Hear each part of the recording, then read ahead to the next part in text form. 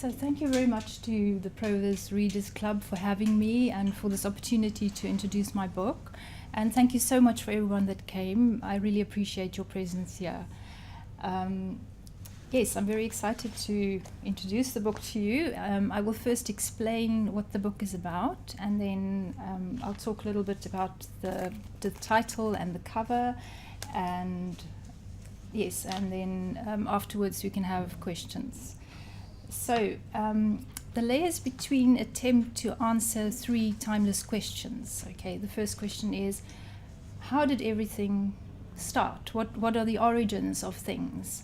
The second question is, what is the nature of things? It's that big question. And then, how did things evolve, or how do things evolve? So, in order to answer these questions, I had to challenge the Big Bang Theory, which is taken for granted by mainstream science, despite the fact that it's based on a very big assumption. So I tried to challenge the Big Bang Theory, but then also I had to use some empirical theories to base my thinking on, or my ideas on. So the theories that I kind of used, that I thought make sense to me, the law of conservation of energy and the law of thermodynamics, or entropy. And then also the ontological idea of panpsychism. I don't know if anyone knows about that. Okay, it's a theory that says all matter has a degree of consciousness in it. Okay, so that's what I based my ideas on. But in order to answer these ideas in such a way that it appeals to a wider group of readers or a wider audience, I wrote it as a work of literature. And I focused on the wonders of nature and how we as humans fit into all of this. So on the handout, you can see the structure, how the book was structured. Strange enough, I didn't plan to structure the book this way. After it's been written, I only tried to write down a little short summary of the book, and then I realized, oh my word, it's actually perfectly structured. So there are 12 essays and 6 sections of poetry. And I've used 3 kinds of archetypal narrators as speakers for the essays. So there are 4 organic or natural archetypes. They are the point of origin, space, water, and the earth. And then there are 4 mythical or spiritual archetypes, which is yin and yang, and a personal frame of reference, consciousness, and information. And then 4 human archetypes, or can also be the Carl Jung archetypes. The creator, the caregiver, the innocent, and the explorer. So I'll just give a little explanation of each of them. The point of origin refutes the assumption that matter meticulously came into being before space and matter existed. And it offers an alternative possibility of how everything began. So on the second page, there's a little illustration of this point of origin. I don't think you'll be able to, well, I hope you can see that it's not an explosion. There's something else going on there. Right, so, and then space is the second natural archetype that is telling its story here, and space explains that there may never have been a beginning at all. So it's the idea of infinity. And then the second illustration is the continuum of matter and space, which the dark area shows that matter and space could be a continuum. The next archetype is water. So water tells a story of how the earth began, a new alternative story to the beginning of the earth. So I'm just going to read a little passage from the book, and water is the speaker here. So water says, "It was about 4.5 billion years ago when the rest of my family, which was at that stage evenly spread across the universe, formed hydrogen worlds, and I was just another one of them roaming the Milky Way. However, I didn't have the luxury of rotating in a fixed orbit like most other planets. This left me in a vulnerable position, dangerously close to a ball of molten elements 2 celestial bodies away from the sun. When I gained consciousness, I had already crashed into the smoldering sphere. Our fateful collision sent a powerful information wave across the rest of space. It told of a new planet born from fire and me." Right, and then the next natural archetype is Mother Earth, and she speaks about us humans and how we are responsible for the origins of music. So she enjoys the music that we make. Then we go on to the mythical archetypes, who concern themselves with the nature of things, and they are yin and yang. So yin and yang tells how motion caused the two of them to move apart. So there's another illustration of that's the it says social entropy, and if you look at it, you'll see that it's not the normal or the usual yin-yang symbol.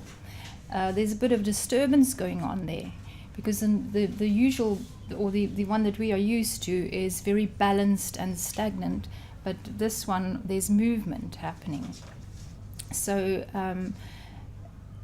and yin and yang talks about this movement that separated them and how this triggered social entropy.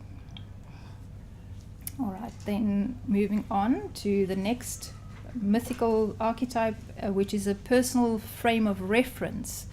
So this would be a personal frame of reference of a little girl, and the personal frame of reference speaks, and it tells about personal perceptions and how it shapes personal realities.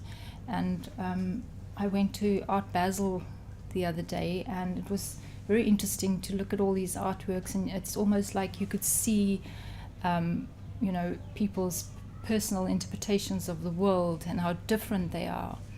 So that's quite interesting. And then the next archetype or speaker is consciousness, and consciousness describes the information network that exists as an invisible nervous system of the universe, and this connection between micro and macro worlds. So the illustration, this illustration over here, gives an idea of how the different kinds of movement create things. Like the spiral would be shells, or the crown on our heads, or solar systems.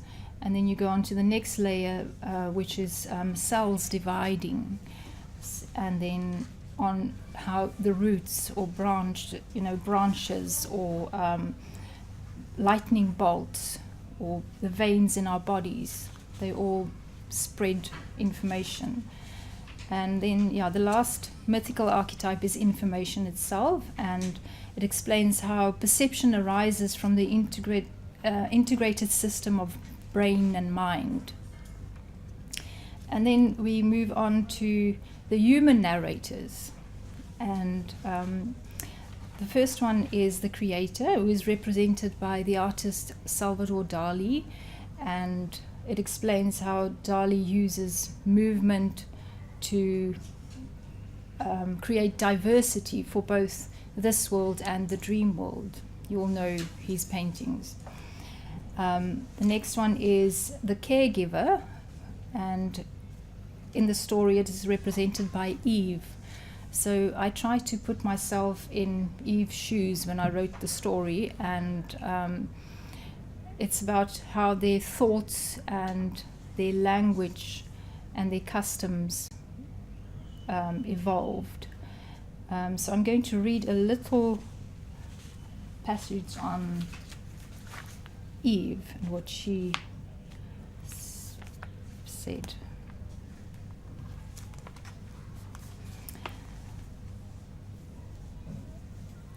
Right, so they were in paradise, and then this is what she said. We were experts at body language, and our intuition was strong. We started labeling objects with specific sounds. Past and future tense did not exist, and neither did abstract words. All our thinking emerged straight from the instinctive instant of now. Our language developed at a remarkable rate. So after that, something happened, and then their language developed at a remarkable rate. We derived words to define our emotions and ever-growing imaginations. But as we became more aware, our perception of the world changed. So then something else happened, and even more changes in their thoughts and their language. We added a variety of dark, sinister words to our vocabulary and included past and future tense to accompany our language. We planned for the future and longed for the past. And then more things happened. They moved out of paradise, and at first we were enthralled by each other's new creations and discoveries, but soon it became a selfish display of mine is better, make your own. Nobody liked the extra manual labor that we had created for ourselves.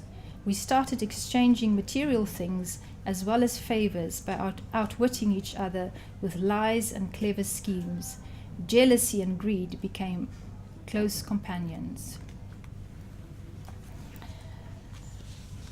Okay, so then there's a baby that speaks, and it's to explain how consciousness arises. So it starts from the moment when the sperm enters the egg and how it develops up until the end of the first day. This baby explains what it experiences. And the last one is just a summary or a conclusion of everything that all these narrators have said, and it's basically the theory. And then we come to the 6 sections of poetry, and the first 2 sections speaks of the natural world, and I'm just going to read one poem from that section that talks about the natural world. It's about time and the fleeting moments in time. The life of a flower. The tension before the bud bursts. Then, effortless, the glory. An antithesis of the unseen, from admiration detached. When Zephyr reminds, all forms are fleeting. The first petal drops from the resistance. So the second section of poetry is about the mystical world, and I find the greatest mystery of all is movement to me. We all know about movement, we all experience movement, but nobody knows what movement is. So, and then movement creates everything.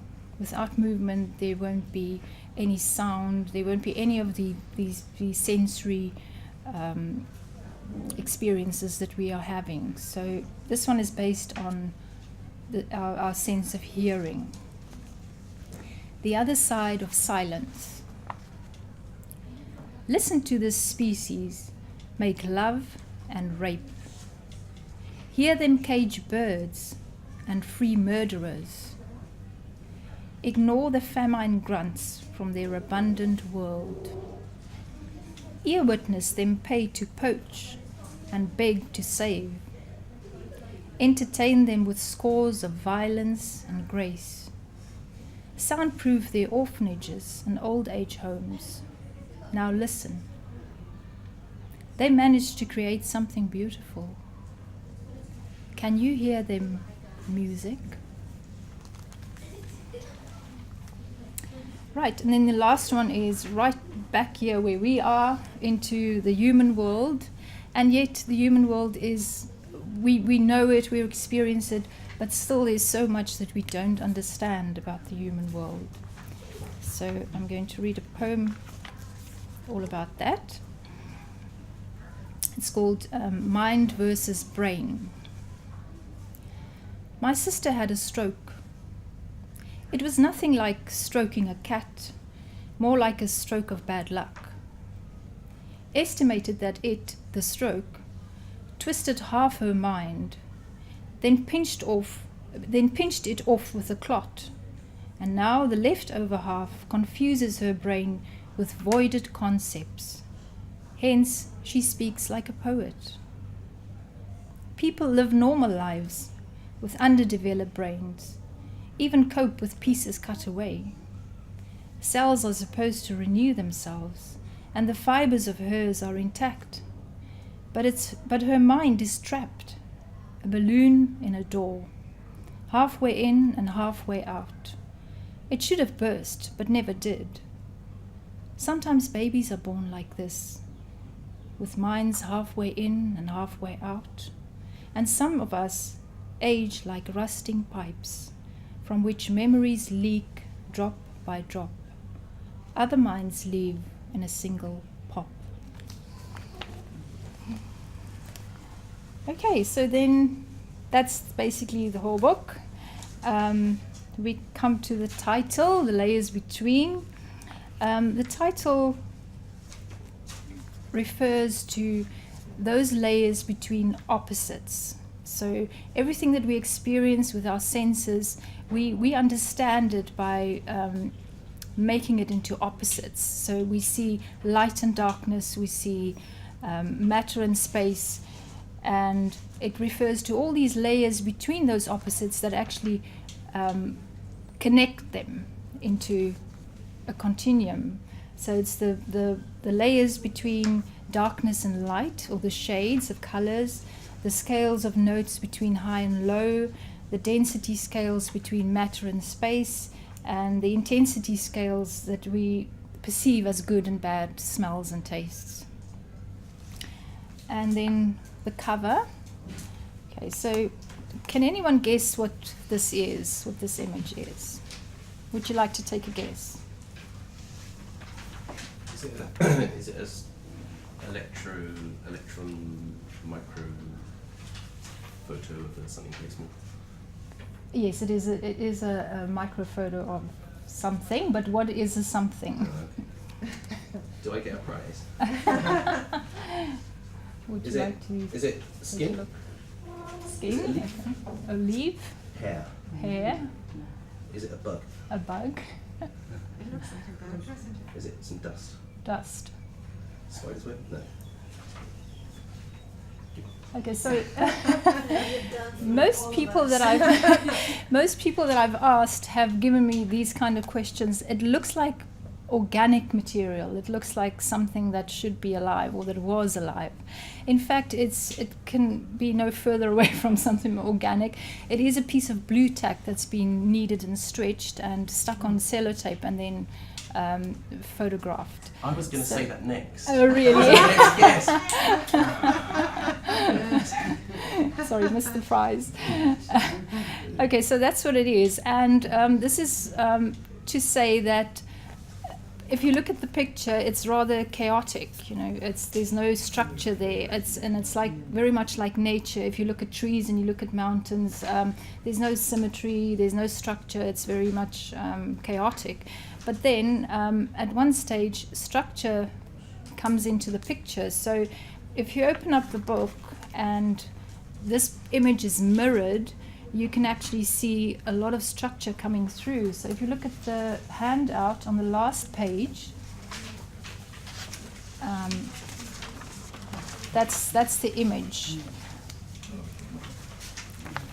So in there, you can recognize things. People have said butterflies, or yes, some bugs, or they're a lovely image that comes out of there, a structured image. And so I was very interested in the idea that, you know, something that doesn't make sense at all, and you mirror it and it becomes something that could be alive, or something that our brains can understand because it's structured. Yes, so that's it. If there are any questions, I hope. It's very compact. So what I want to say is there are so many ideas and yes, compact ideas in this book. It's intense, like you said, but try not to. You don't have to try and read it to understand it. Read and listen to the music and the sentences, and as you read along, understanding should come.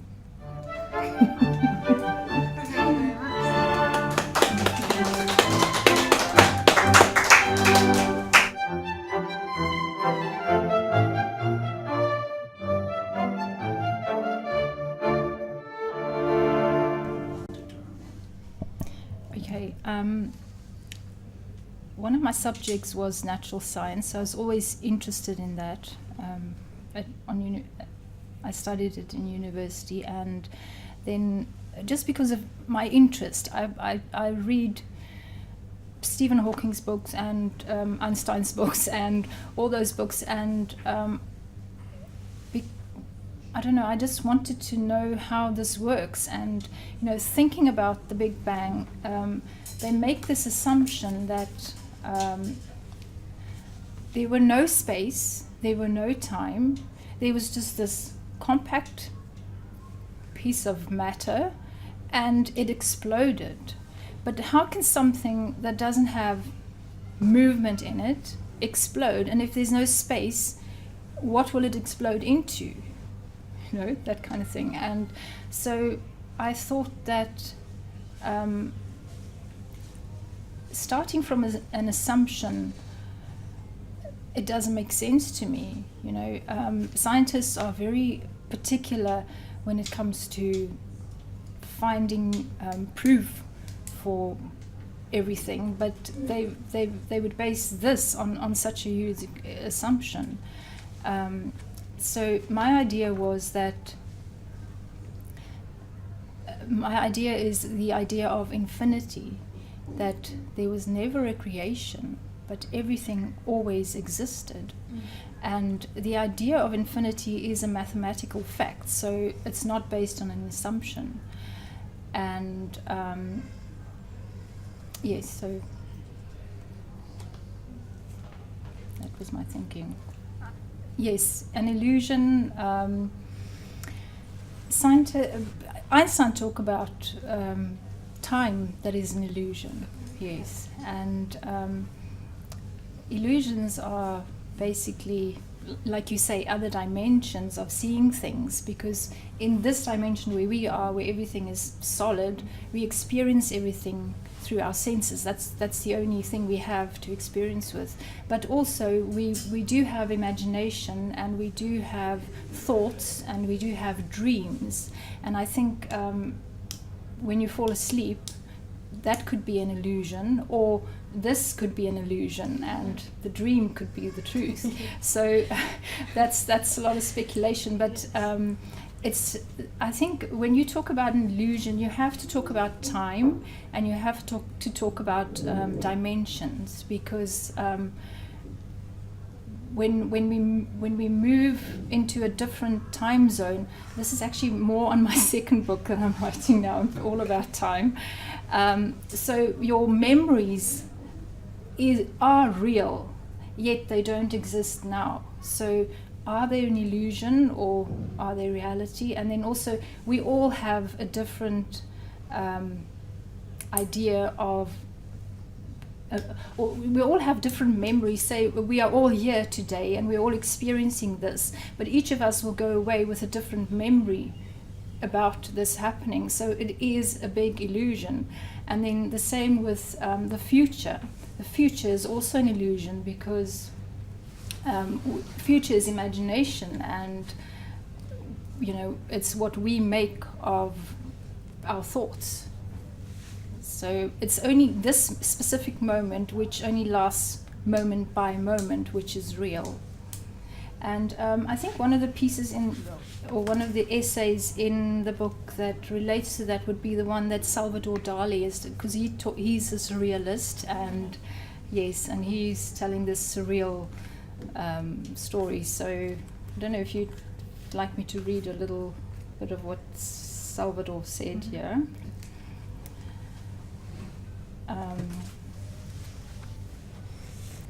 So he had this dream, and in the dream he was painting a landscape, making things, but he was like almost he was movement itself, creating these landscapes and people in his painting.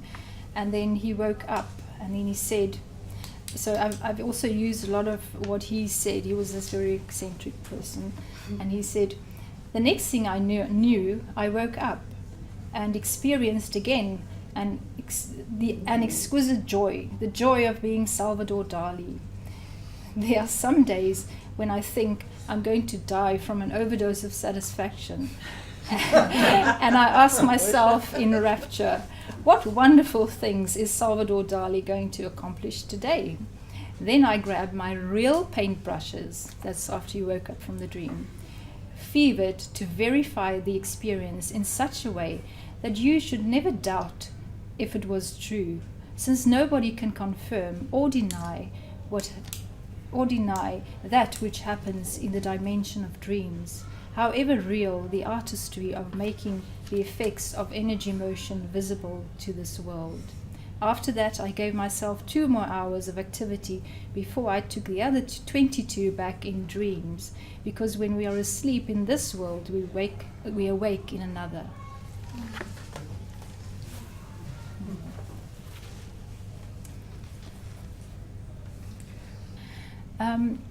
As I got the ideas, I made mind maps. That's how I start off. So I made hundreds of mind maps, and then I wrote the essays according to the mind maps. But then sometimes the ideas became so big that the only way for me to express them was to write a poem.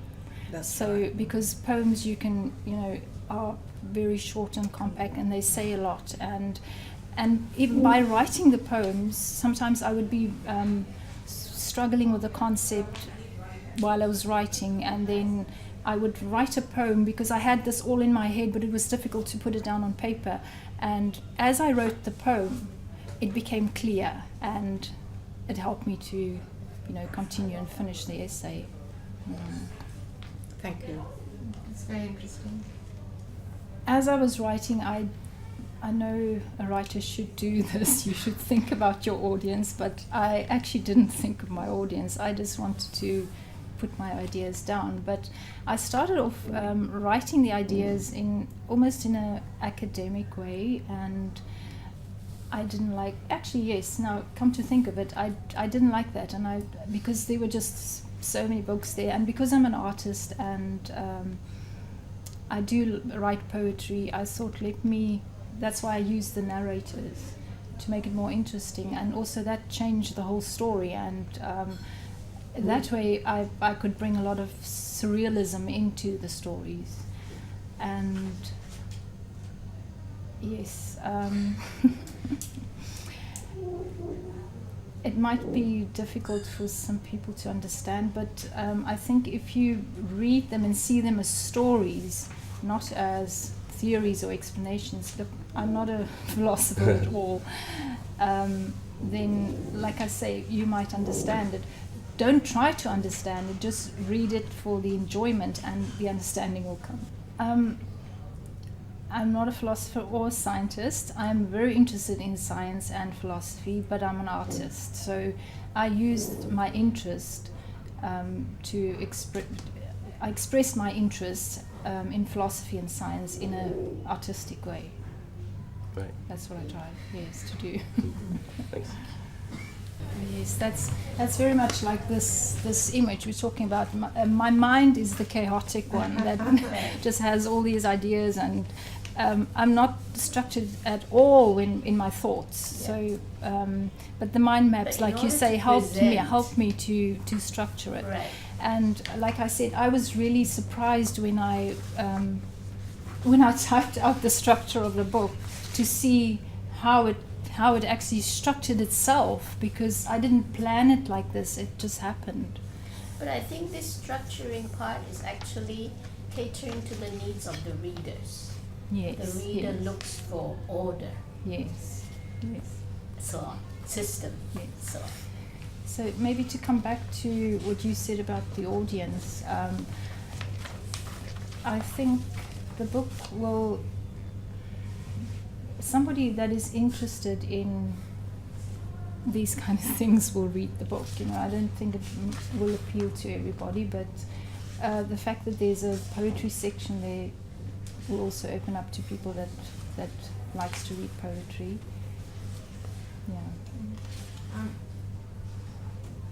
Okay, so this poem is called Grounded, by the Hong Kong children.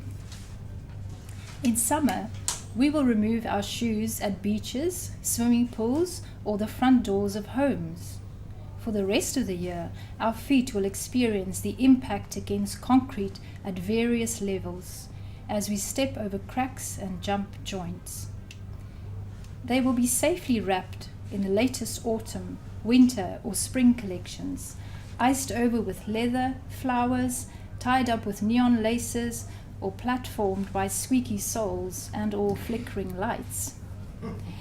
But you will never see us bear the authentic pair, for that's considered impolite.